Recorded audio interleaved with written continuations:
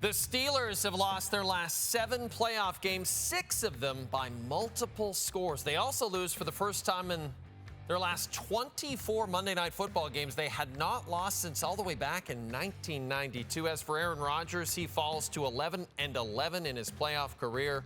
The 6 points scored Monday, the fewest he's ever recorded in his postseason career. With more, let's join our Dave Naylor at Acrisure Stadium. Right on the field, right after this game. Dave, you're looking warm and cozy. Aaron Rodgers and the Pittsburgh Steelers, Dave, held to 175 yards of total offense in this game. Just incredible. What can you say about this Houston defense?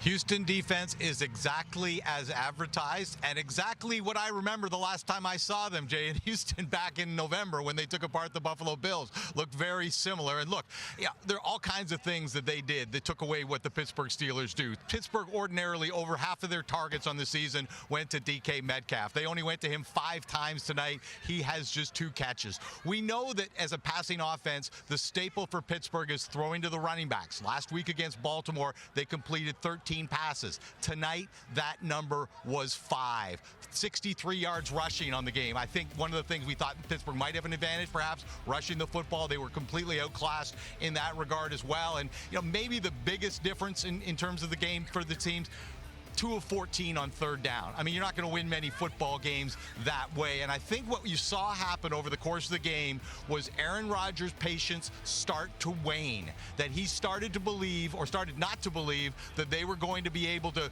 complete 10, 12, 14 play drives down the field because they weren't able to sustain anything over the course of the night. And, you know, even before you had the strip sack fumble with Will Anderson that Sheldon Rankin takes in for a touchdown and kind of ices the game, you could see Rodgers looking for that deep shot. I think he figured that was the only way they were going to win this game. And ultimately, when he took his shot to get it, he couldn't get the ball off. That was the story much of the night. Absolutely dominant performance. I mean, look, if the Houston offense didn't show up tonight, Texans win this game 14-6. Their defense scored 14.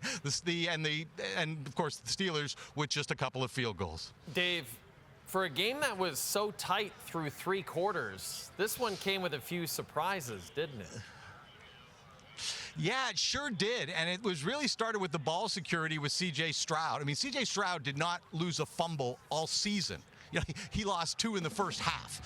The Texans had a plus 17 margin over the course of the season. They only lost 12 turnovers or gave the ball away 12 times all season. They gave it up 3 times in this game. And, you know, I guess the other surprise would be how little the Pittsburgh Steelers were able to do with that.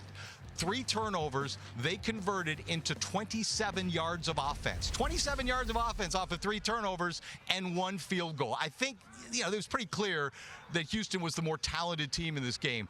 That was the kind of thing Pittsburgh was going to have to take advantage of. And I think it was sort of a chilling thing for Steeler fans when they saw that Pittsburgh wasn't able to convert those opportunities. We know the stats, Jay, for when you win the turnover battle in the National Football League, how often you win the game. Well, the Pittsburgh Steelers won the turnover battle tonight 3-2 and lost the game by 24 points. And credit C.J. Stroud. He didn't have a great night. He missed some throws early on. You know, he had the mistakes. There were actually 3 fumbles. One of them they were able to recover, but he didn't panic. He didn't become impatient because I think he believed in his defense and believed that they could see them through, and he wasn't going to have to make desperate plays to win this game despite the frustration he was facing through the first 3 quarters. That to me was a big difference between the game and the way the 2 quarterbacks managed, particularly the second half of the game. Dave, now the speculation begins in Pittsburgh. We await Aaron Rodgers' decision on his future. And, of course, then there's the future of Mike Tomlin. Do you believe, Dave Naylor, that Mike Tomlin just coached his final football game for the Pittsburgh Steelers? You know, it's really hard to know because of the nature of this organization. You know, the tenure of coaches that they've had here, going back from Chuck Noll to Bill Cowher to Mike Tomlin now for 19 seasons.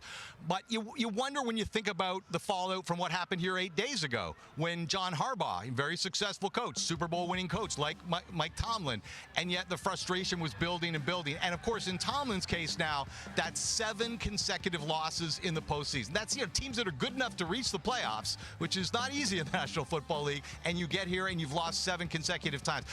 I wonder if it could be a situation where there's a mutual parting of the ways. As we saw in John Harbaugh, when a coach of that ilk moves on, he's not going to be unemployed for long. And I think the same could be true of Mike Tomlin. The Aaron Rodgers question is, I think, that one may have been put to rest tonight.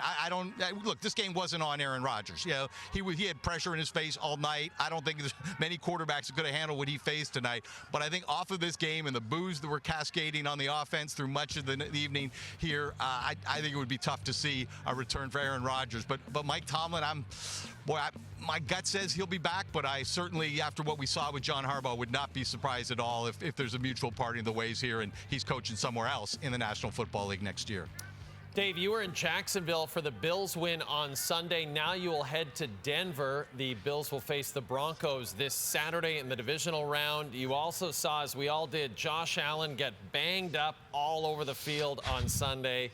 So how are you viewing this upcoming matchup Saturday against Denver and one of the best defenses in the entire league?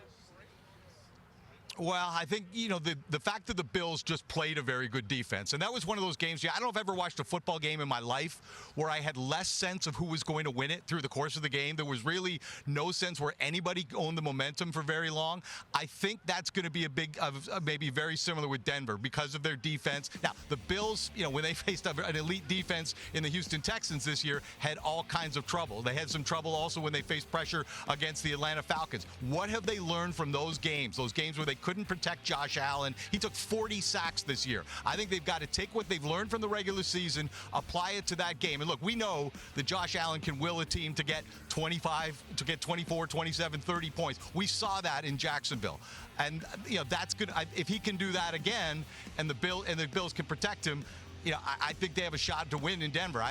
The team that would scare me more is the Bills with a rematch for the Houston Texans, just because of what we saw in November. But I expect playoff warrior Josh Allen. I know he's got a bunch of bumps and bruises, but I cannot imagine that much of that will limit him when he gets to Saturday at Denver. Dave, safe travels to Denver, and we will chat with you right after that game on Saturday between the Bills and Broncos. Thank you so much, my friend. The NFC and AFC divisional round matchups are set. The odds are courtesy of our friends at FanDuel. Saturday, Bills are a slim 1.5-point favorite on the road against Denver, a rematch of the AFC wildcard matchup last year where Buffalo won. 49ers squaring off against the Seahawks. And plenty more. This game is going to be interesting. We're looking forward to chatting with Dave when it's all over.